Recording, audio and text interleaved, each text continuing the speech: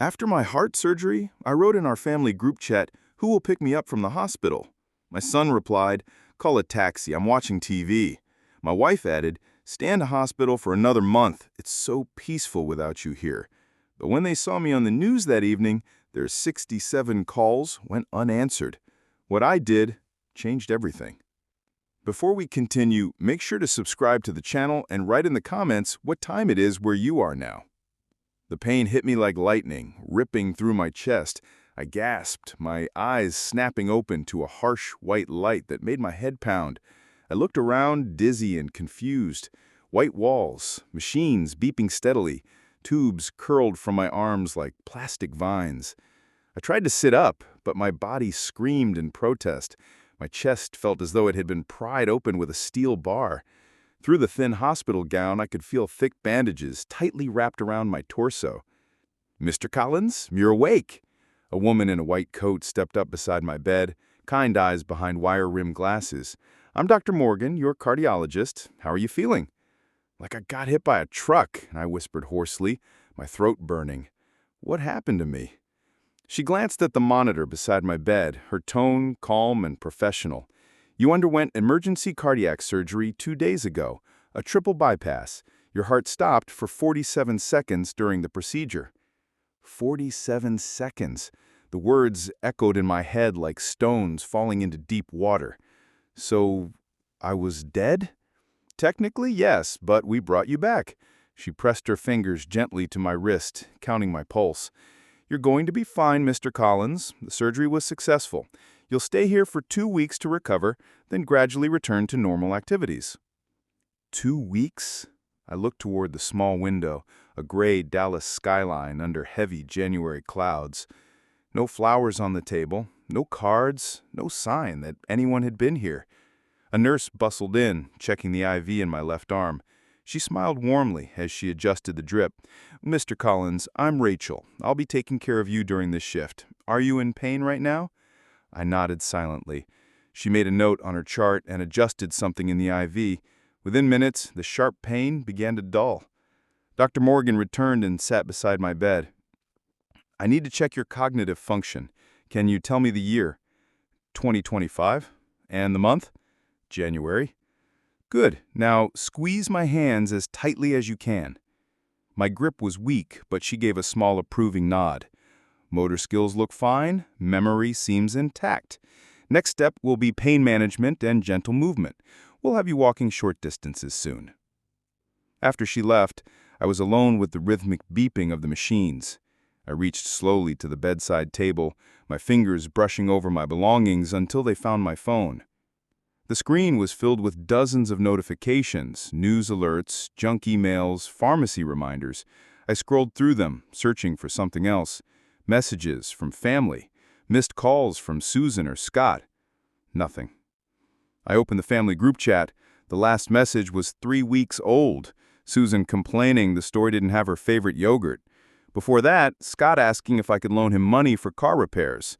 Not a single word about my surgery. Not one call asking how I was feeling. I set the phone down, my fingers trembling, and stared up at the acoustic ceiling tiles above my bed. 47 seconds of being dead, and apparently no one noticed. No messages, no calls. I closed my eyes, letting the silence of the hospital room settle over me. The sharp scent of antiseptic stirred memories I'd been pushing away for months. It went back to the summer of 2020. I was in the garden behind our Dallas home, planting tomatoes under the blazing sun. The tightness in my chest came on like a steel band squeezing my ribs. I gripped a fence post until it eased, telling myself it was just the Texas heat. "Collins, you're being dramatic again," Susan had called from the porch, a glass of iced tea in her hand. "Come inside before you give yourself a stroke." I laughed it off. 66 and still strong as an ox, I told myself. Just needed more water and rest. But the episodes kept coming. By 2021, climbing the stairs to our bedroom felt like a mountain trick. I'd pause on the landing, holding the banister, while my heart pounded against my ribs like it was trying to break free. Susan would already be in bed watching her shows. "You're getting old," she'd remark without glancing away from the TV. "Maybe stop with the weekend projects." I never told her about the metallic taste that would flood my mouth during the worst moments, or how the world tilted when I stood too fast. She had her book club and charity work, enough on her plate. Scott was even less concerned. When I mentioned my constant fatigue, he'd shrug from his spot on the living room couch. "See a doctor, Dad. Actually, no, that's pricey. Try vitamins first." 28 years old, living in our basement, and worried my medical bills might dent his inheritance. The first real attack came in our kitchen on a Tuesday morning in March 2023. I was making coffee when the pain slammed into my chest. I grabbed the counter, spilling coffee grounds across the floor as I slid down onto the cold linoleum. I called for Susan, but my voice barely carried past the doorway. She found me 10 minutes later, still on the floor, gasping in short bursts. "Oh, Collins, did you fall?" She helped me into a chair, but her focus was already elsewhere. "I've got a hair appointment in an hour. You okay to drive yourself to the doctor?" I drove myself to the ER instead. The young doctor who examined me had steady hands and concerned eyes. "Mr. Collins, you've had a mild heart attack." "We need to run a few more tests." The results confirmed what I dreaded, but hadn't wanted to face. Years of chest pain weren't just age or stress. My arteries were sealing shut like corroded pipes. "Without surgery, you've got 6 months, maybe less," Dr. Morgan had told me last November. "With the triple bypass, you could have 10 good years ahead." I'd driven home in my old Chevy, hands unsteady on the wheel. 10 good years. The question was, did I even want to spend them with people who hadn't noticed when I was almost gone? The sound of my hospital door clicking open pulled me back to the present. Nurse Kelly stepped in, her warm smile lighting up the sterile room. "How are you feeling, Mr. Collins? Need anything for the pain?" I glanced at my phone. Still no messages from Rachel or Evan, just silence. She studied my face for a moment, then nodded knowingly. "Surgery gives people time to think. Sometimes that's a blessing, sometimes not." When she left, I stared at our family group chat icon. My thumb hovered over it, hesitating. 2 weeks since the operation. 2 weeks without a word. Maybe they didn't know. Maybe the hospital hadn't contacted them.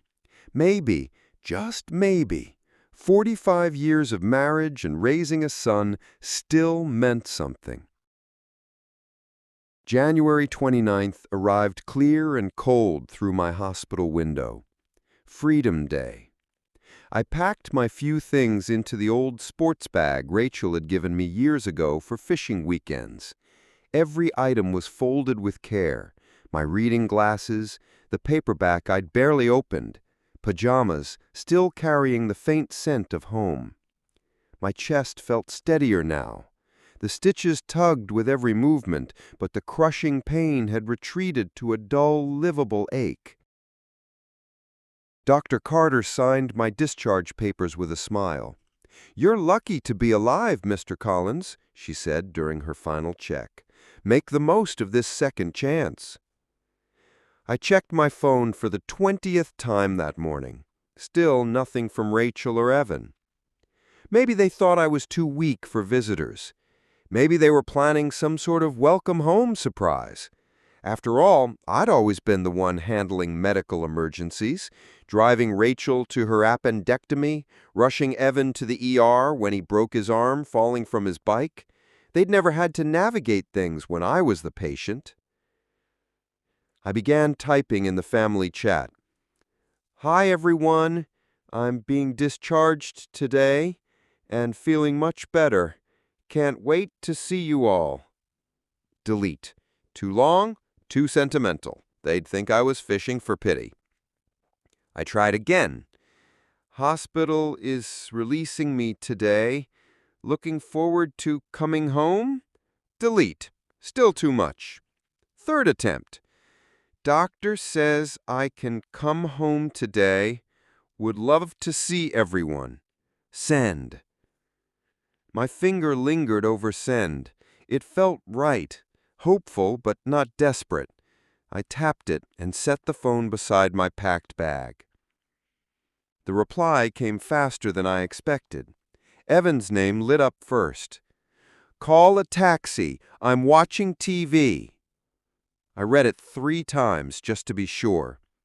47 seconds of clinically dead, 2 weeks in intensive care, and my son couldn't be bothered to press pause. But Rachel would be different. She had to be. 45 years of marriage. She'd want to bring me home herself. Her message appeared beneath Evan's. "Stay another month in the hospital. It's so good without you." The phone slid from my hands onto the white hospital blanket. The words glowed like a neon sign announcing the collapse of everything I thought I knew about my family. I sat down heavily on the edge of the bed, my sports bag slipping to the floor with a mudded thud. The morning light pouring through the window now felt like mockery. My chest ached, but not from stitches or surgery. This was pain no scalpel could reach. Nurse Kelly appeared in the doorway, clipboard in hand. She took one look at my face and stepped inside, closing the door behind her. "Mr. Collins, you look pale. Any chest pain?" I shook my head, unable to trust my voice. She picked up my phone and glanced at the screen. Her expression softened. "I'm sorry," she said quietly. "Family can be complicated." Complicated, that was one way to put it. Another was that I'd spent 45 years giving everything to people who now found life more pleasant without me. I looked at the discharge papers spread across the bed, medication schedules, follow-up appointments, restrictions on lifting. But in that moment, they read differently. They weren't just medical instructions anymore. They were freedom. Evidence of 45 years spent being a fool. I walked out of Memorial Hospital on unsteady legs, each step a reminder I'd almost died and nobody cared. The taxi driver, a weathered man with kind eyes, looked at me in the rearview mirror. "Tough day at the hospital, amigo?" "A tough 45 years," I replied before I could stop myself. He nodded as we eased into Dallas traffic. "Surgery?" I leaned back against the vinyl seat and nodded. The discharge papers crinkled in my lap, and suddenly I was remembering another time my hands shook around important documents. Evan was still a baby, and I was 25 with dreams bigger than our cramped apartment. I'd spent 2 years saving for a Harley Davidson that made me feel alive every time the engine rumbled beneath me. But babies need cribs, not motorcycles. "The bike has to go," Rachel had said, bouncing Evan on her hip. "We need the money for baby furniture." I'd polished that chrome one final time before hanging the for sale sign. $3,000. The price of freedom traded away for responsibility. I told myself it was only temporary, just until Evan was older. The taxi rolled past a motorcycle dealership, rose of polished chrome catching the afternoon light. My chest tightened with more than surgical scars. "Family's tough sometimes," the driver said as he merged toward the highway. "Mine too." Another memory surfaced. Rachel and I were finally planning our delayed honeymoon, 15 years late, but Paris in spring still sounded like magic. I'd been working overtime for months, saving every spare dollar. Then Evan got into college. "Europe will always be there," Rachel had said, tears streaking her face as she tore the glossy brochures in half. "Evan's education is more important." 4 years of tuition. Paris went into the same box as the rest of my postponed happiness. We passed through downtown, glass towers reflecting the gray January sky. I remembered this route in 2003, driving home after back-to-back shifts while Rachel spade in to watch her soaps. "When do I get to rest?" I'd asked, once, sinking into my recliner after 16 hours on the factory floor. "When Evan graduates and gets a good job," she promised. Then we'll have time for us. Evan graduated, then needed help with rent, then a car loan, then seed money for a graphic design business that folded in 6 months. The memory that stung most was 2010, signing papers to put our house up as collateral while Evan sketched plans on the backs of restaurant napkins. "This is our ticket, Dad. 6 months, and I'll pay it all back with interest." The business was dead in 4. I worked 3 more years to pay off the debt. The taxi turned on to familiar Arlington streets, past the elementary school where I'd coached Evan's Little League games instead of chasing my own ambitions, past the park where I'd pushed Rachel on the swings back when she looked at me like a hero instead of an ATM. "You got people picking you up?"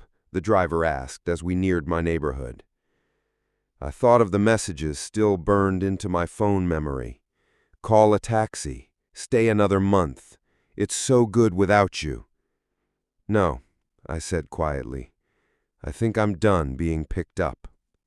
The house appeared around the corner, white siding, green shutters, the lawn I'd mowed every Saturday for 20 years.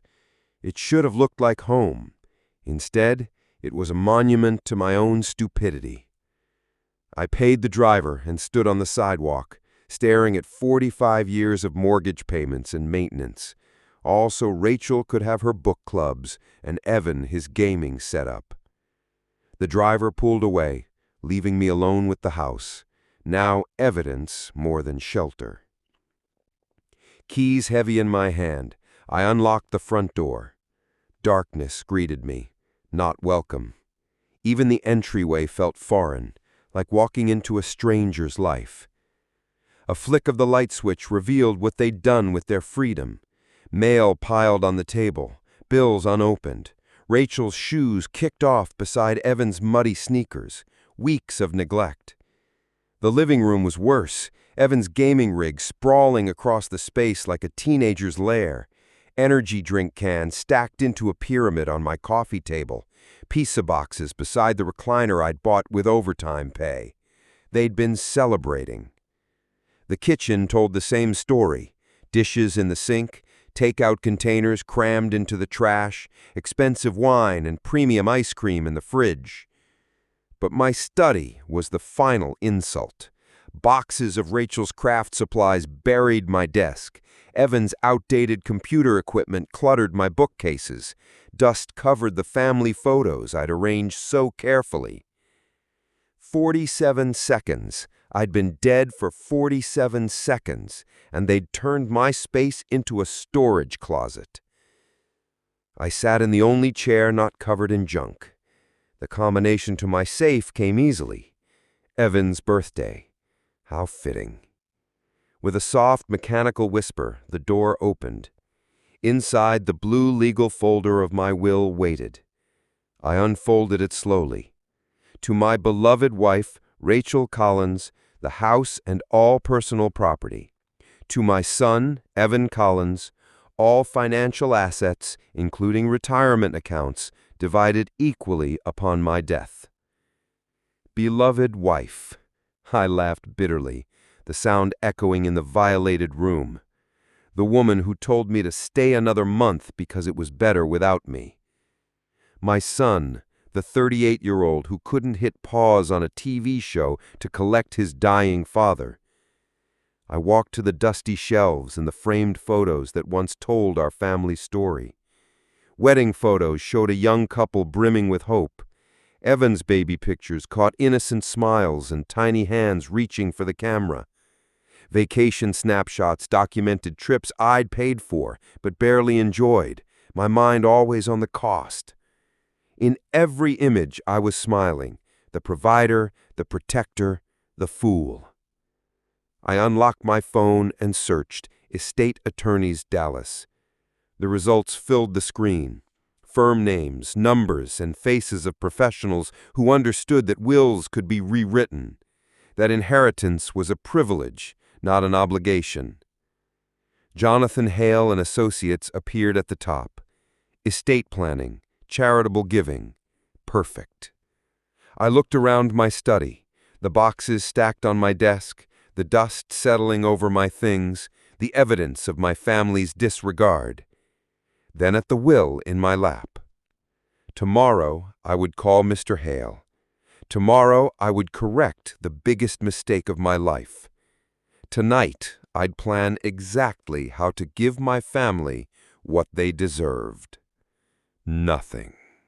The elevator climbed floor after floor, each number taking me closer to justice. 15 stories above downtown Dallas, Jonathan Hale waited with the power to rewrite my family's future. A week had passed since my homecoming revelation. 7 days of research, planning, and gathering documents. In that time, I had found the American Heart Disease Foundation, a charity that actually valued life, helping families during cardiac emergencies. The elevator doors opened to mahogany and brass. Hale and Associates was etched in gold on frosted glass. "Mr. Collins," the receptionist greeted me with a warm, professional smile. "Mr. Hale is ready for you." Jonathan Hale's office overlooked the Dallas skyline through floor-to-ceiling windows. Law books lined the walls, degrees framed from universities I'd never dreamed of attending. He was younger than I expected. Mid-50s, silver hair, sharp eyes. "Please, have a seat," he gestured to a leather chair. "I understand you want to make significant changes to your estate plan." I sat, the folder of documents balanced on my knees. "I want to leave everything to charity, nothing to my family." His brows lifted slightly. "That's a considerable change. May I ask what brought this on?" I told him about the surgery, the 47 seconds without a heartbeat, the 2 weeks in the hospital without a single call, and coming home to find they'd been celebrating while I fought for my life. He listened without interrupting, his pen moving steadily on a yellow legal pad.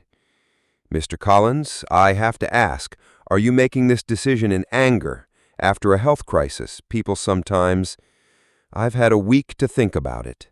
I slid printed emails, bank statements, and medical records across the desk. "This isn't anger. This is clarity." He reviewed them carefully.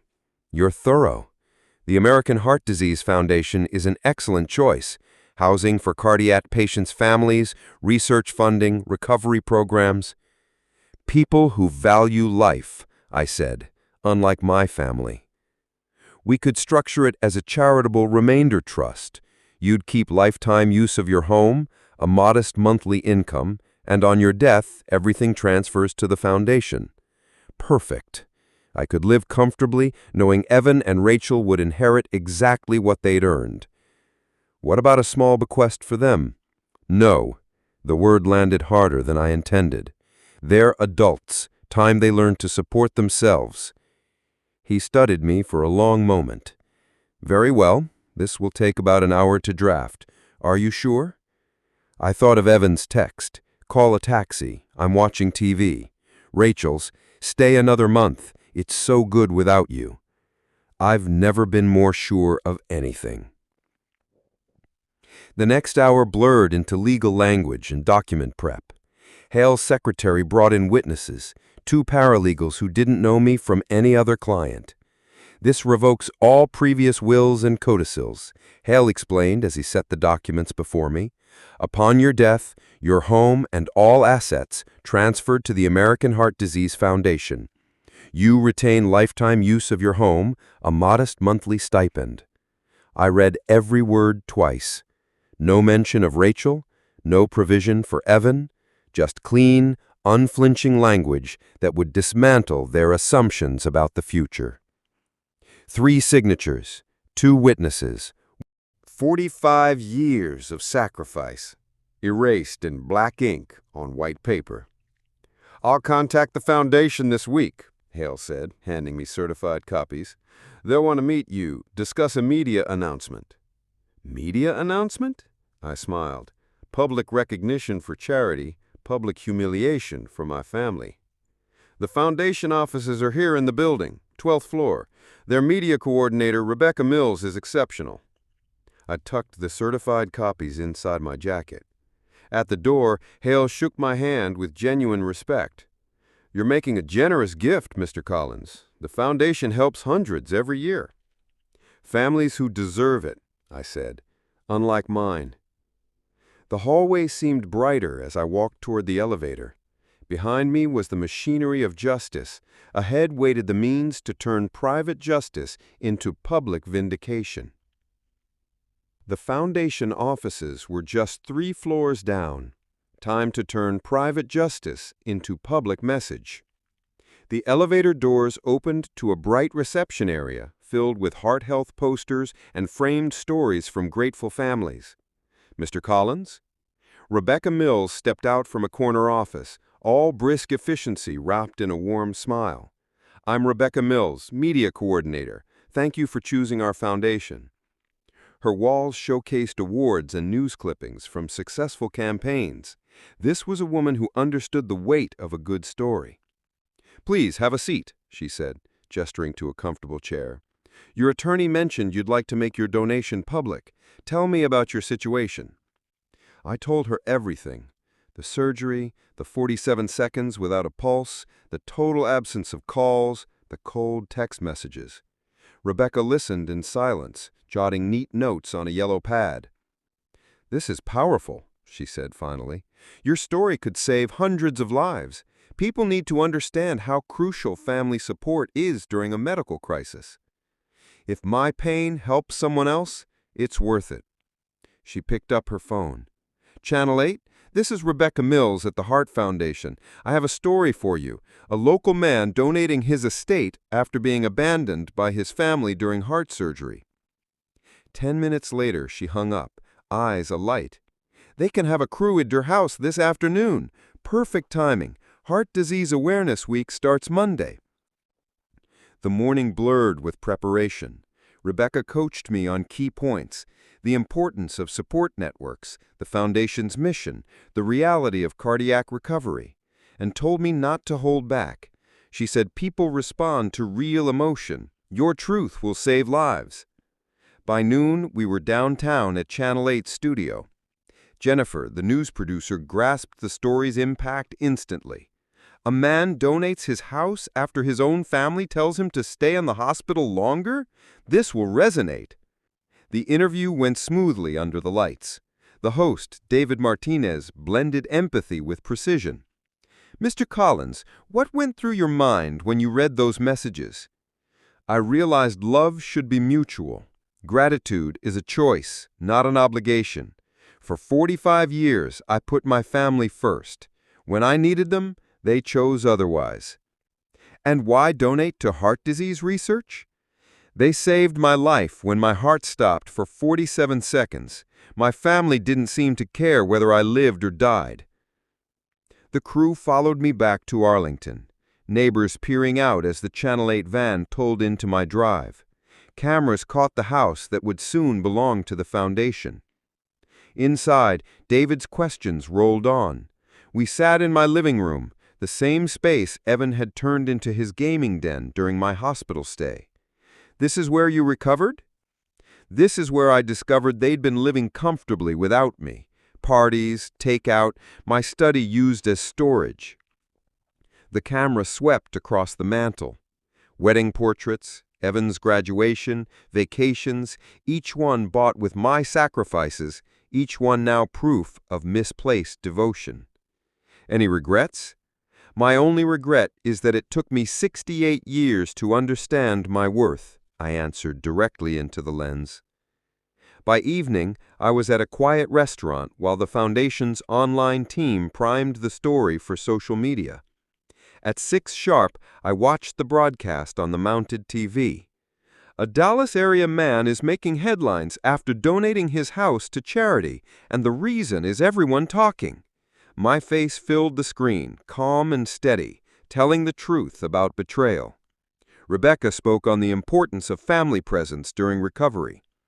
Around me, diners glanced between the TV and my table, some sympathetic, others visibly angry on my behalf.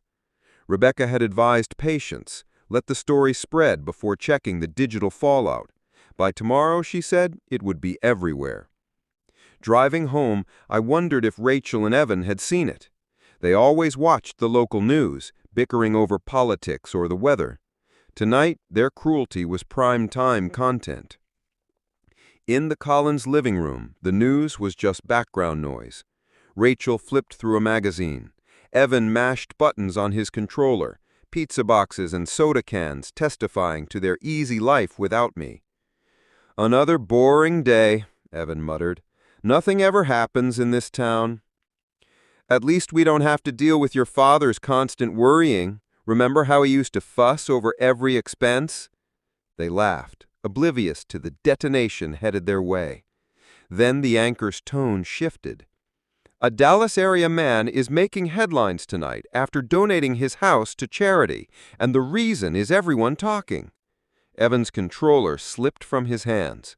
On the screen was a house identical to theirs. White siding, green shutters, the oak tree out front. "Mom, that's our house!" Her magazine slid to the floor. They stared in shock as the camera panned over their property. "This couldn't be real! Some kind of mistake!" Then my face filled the frame. "Oh my God," she breathed. "That's your father!" They sat frozen as Mr. Collins' calm voice filled the television. Heart surgery, 47 seconds of clinical death, no calls, no visits. "When I asked my family to pick me up from the hospital," he said evenly, "my son told me to call a taxi because he was watching television. My wife told me to stay another month because it was so good without me." Evan's face drained of color. Those were his exact words. Rachel covered her mouth, recognizing her own message, now broadcast across Dallas, for the cruelty it was. "This is impossible," she yelled at the screen. "He can't do this. That's our house." The segment rolled on, Mr. Collins detailing his decision to donate everything to the Heart Disease Foundation. No mention of inheritance, no provision for Rachel or Evan. "Call him," Rachel demanded, grabbing Evan's arm. Hands shaking, he dialed, straight to voicemail. "Dad, it's Evan. We just saw the news. What are you doing? Call us back." Rachel snatched the phone, tried herself. "Mr. Collins, this is your wife. You call me back this instant. This is insane." They called again and again. By the 10th attempt, the line went dead to voicemail every time. Meanwhile, the story was detonating online. Evan's Facebook feed flooded with shares of the news clip. Friends and neighbors commented, recognizing their house, furious at the family's behavior. "Look at this," he muttered, shoving the phone toward her. "Everyone's calling us monsters." Rachel's mascara streaked down her cheeks. "Where will we go? We have no money. Everything is in his name." The reality hit hard. The house, the accounts, the retirement fund, all belonged to him. They'd grown so used to comfort, they'd forgotten they owned nothing. By 10 p.m., they'd left 67 voicemails and dozens of frantic texts. Mr. Collins ignored them all.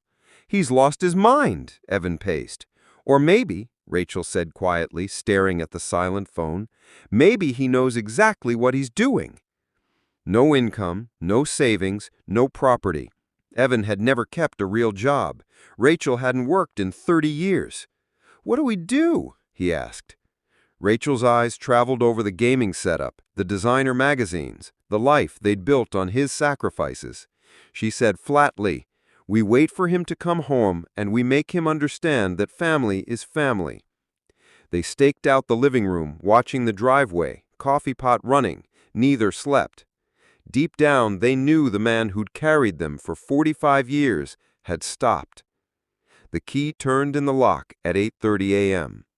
Mr. Collins stepped inside, unhurried. They blocked his path, faces taut.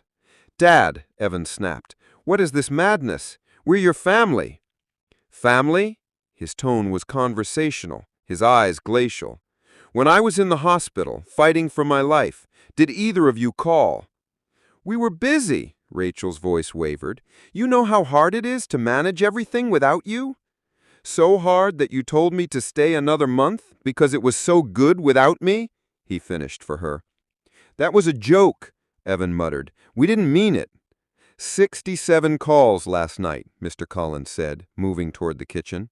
"Funny how you find time when your inheritance is in danger." They trailed him, desperate.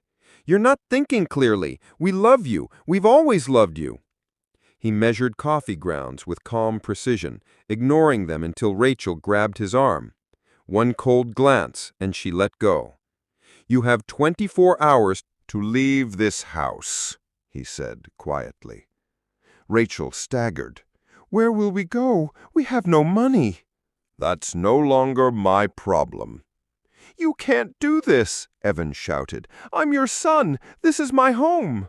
"Your home? When did you last pay a mortgage, a utility bill, anything? What have you contributed besides dirty dishes and demands for money?" Evan had no answer. Rachel tried tears. 45 years of marriage has to count for something." "It did," he replied, pouring his coffee, "until you showed me exactly how little I meant to you." "We'll change," she pleaded. "For how long? Until the next time you need something? I'm 68. I don't have time to wait for you to become decent people." He sat with his coffee, opened the morning paper as if they weren't there. "The foundation will take possession next month. You have until then to find somewhere else." Evan slammed a hand on the table. "This is our house, too." "Check the deed. Check the bank accounts. Everything is in my name because I earned it while you lived off me." Sunlight streamed in, revealing the full extent of their powerlessness. "When I come back from my walk," he said, standing, "I expect to see packing boxes." "Dad, wait!" 23 hours, 58 minutes, he said without looking back, and left. He walked the street he'd called home for 2 decades, feeling lighter with every step. Through the kitchen window, he saw them still frozen in shock. When he returned, packing boxes were stacked by the door. Rachel frantically wrapped dishes in newspaper. Evan ferried gaming equipment to his car. Mr. Collins eased into the rocking chair on the porch, coffee in hand, watching their frantic exodus under the crisp, clear sky. Perfect weather for new beginnings. "Dad, this is your last chance," Evan called, struggling with a heavy monitor. "We can fix everything." "You had 45 years for chances," I replied, eyes never leaving the newspaper. Rachel appeared in the doorway, hair disheveled, eyes swollen from crying. "Collins, honey, I'm sorry about that message. I wasn't thinking clearly." "That's the problem, Rachel. You've never thought about anyone but yourself." The packing process was chaos. 45 years of accumulated possessions, now sorted in less than a day. Rachel kept darting back inside for just one more thing, while Evan stood in a driveway debating whether his stack of old computer games was worth precious trunk space. Around noon, Mrs. Henderson from next door wandered over, curiosity written all over her face. "Everything all right, Mr. Collins?" she asked, glancing at the frantic loading of boxes. "Just some family changes," I said pleasantly. "Nothing to worry about." She nodded, though her lingering glances told me she'd seen the news. By now, the whole neighborhood probably knew. Evan tried every angle as the hours passed. First anger. "This is insane! You can't survive without us." Then bargaining. "What if we paid rent? What if we covered some expenses?" Finally pleading. "Dad, where are we supposed to go? Mom hasn't worked in 30 years." "I've lived 68 years," I replied calmly. "I think I'll manage just fine." Rachel cycled through her entire arsenal. Tears, claims about her health, appeals to our vows, sentimental flashbacks. I'd seen it all too many times to be moved.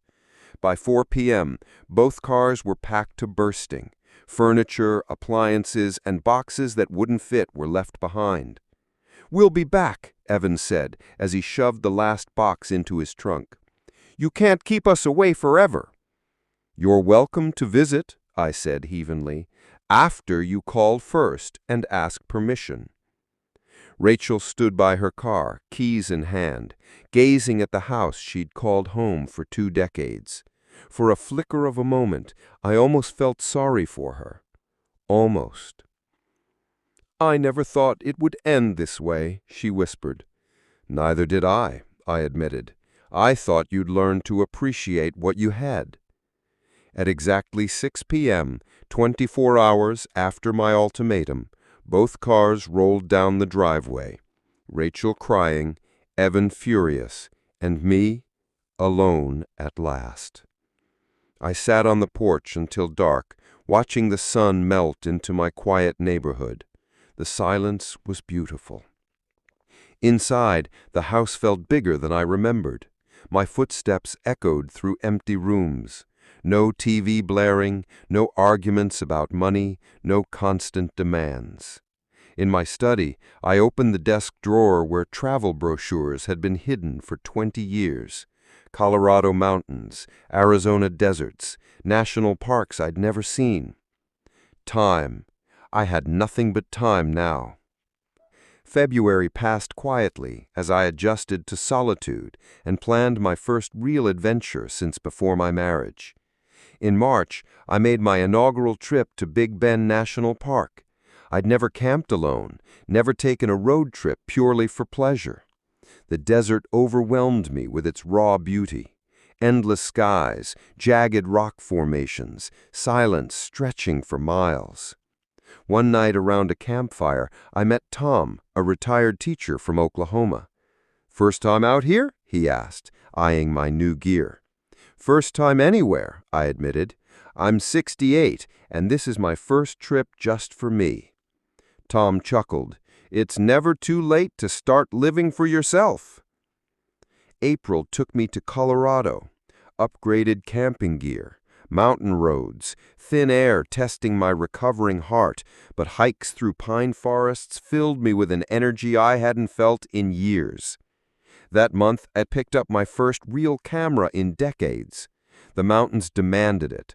Snow-capped peaks mirrored in crystal lakes, wildflowers spilling across alpine meadows, sunrise igniting granite cliffs in gold. In May, I met Sarah, a widow from Denver, in a seniors hiking group. We spent hours on trails, talking composition and light at elevations my cardiologist would have forbidden 6 months earlier. "You're glowing," Dr. Carter said at my checkup. "Your recovery is remarkable. What's changed?" "Everything," I told her. "I'm finally living for myself." My foundation work ramped up through spring. Rebecca featured my travel photos in the newsletter, proof that life after surgery could be adventure, not just survival. "Your story has already saved dozens of families," she told me over coffee in June. "They've learned to value each other while they still can." But my favorite moments came from sitting with new heart patients, people scared and alone, facing what I had faced.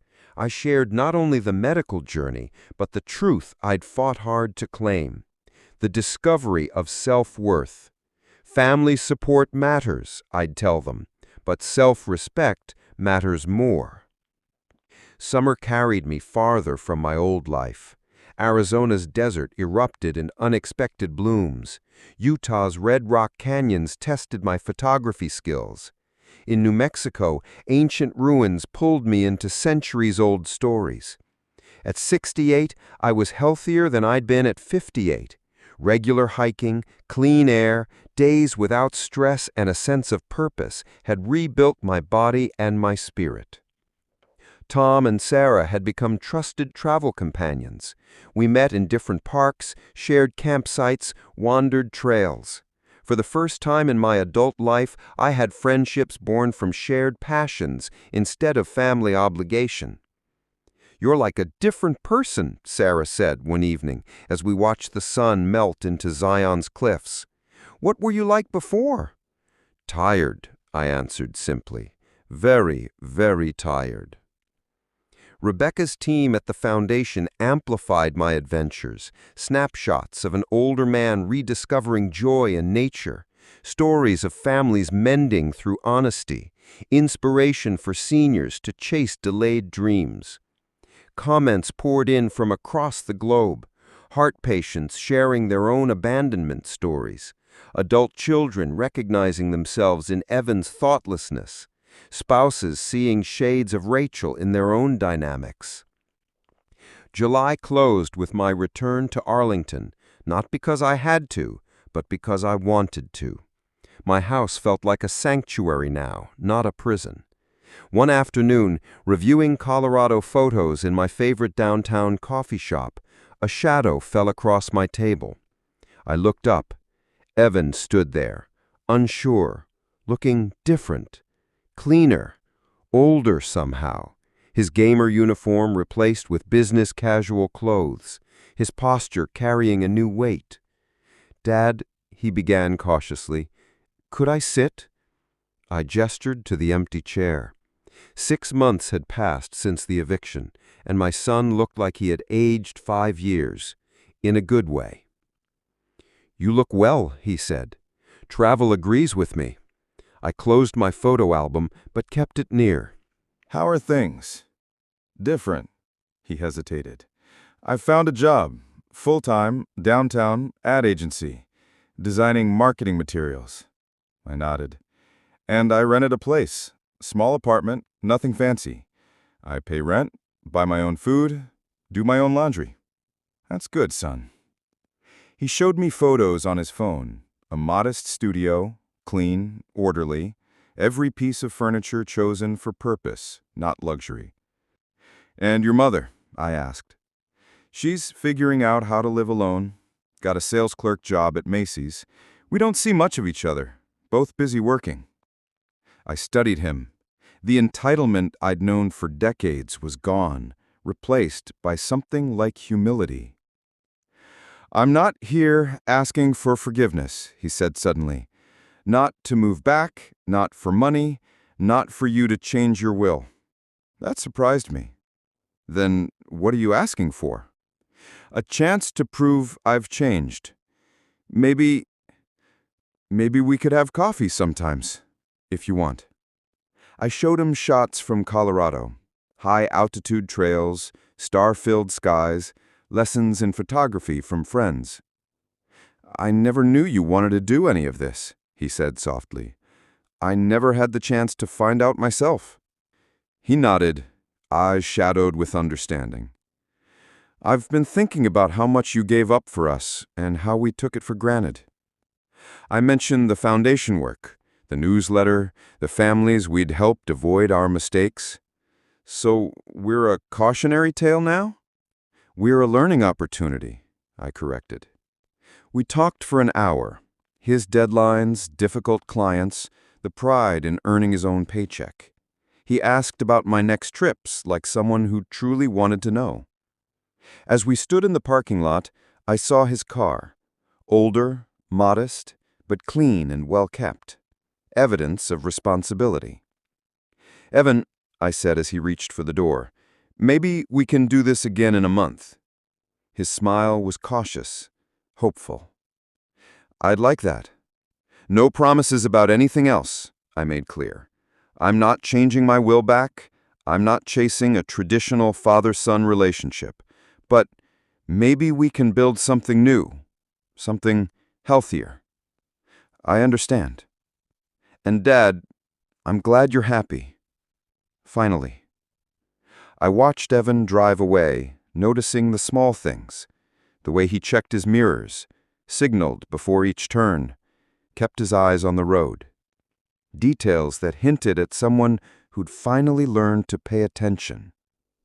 The afternoon sun was warm on my shoulders as I walked to my own car. Tomorrow, I'd head to Arkansas to explore the Ozark Mountains. Next month, maybe Maine, to catch the flyer of autumn leaves through my camera lens. My phone buzzed. A text from Tom. Sarah found a great campsite in Utah for October. You in? I typed back without hesitation. Absolutely. Send me the details. 6 months ago, I was a dying man, ignored by the people I'd built my life around. Today, I was alive, healthy, and surrounded by those who chose to be in my life, not out of duty, but because they wanted to be. That difference, I'd learned, meant everything. I drove home through Arlington's familiar streets, past the coffee shop where Evan and I had just shared our first honest conversation in years, past Mrs. Henderson's garden, where she waved from between her roses, past the Art Foundation office where Rebecca was already orchestrating next month's awareness campaign. Home. Not to a prison of obligation, but to a sanctuary I had reclaimed, a life I'd built one careful choice at a time. Some stories end with grand gestures and tearful reconciliations. Mine ended with something quieter and infinitely more valuable. The calm satisfaction of a man who'd finally learned to value himself as much as he once valued others. And maybe, just maybe, the possibility that love could grow again, this time in healthier soil than obligation. The sun was slipping toward the horizon as I pulled into my driveway, painting the sky in the same deep golds and purples that I'd once captured in Colorado. Beautiful, peaceful, entirely my own. If you enjoyed this story, don't forget to like this video, subscribe to the channel, and share your thoughts in the comments. To hear the next story, click on the box to the left. Thank you for watching.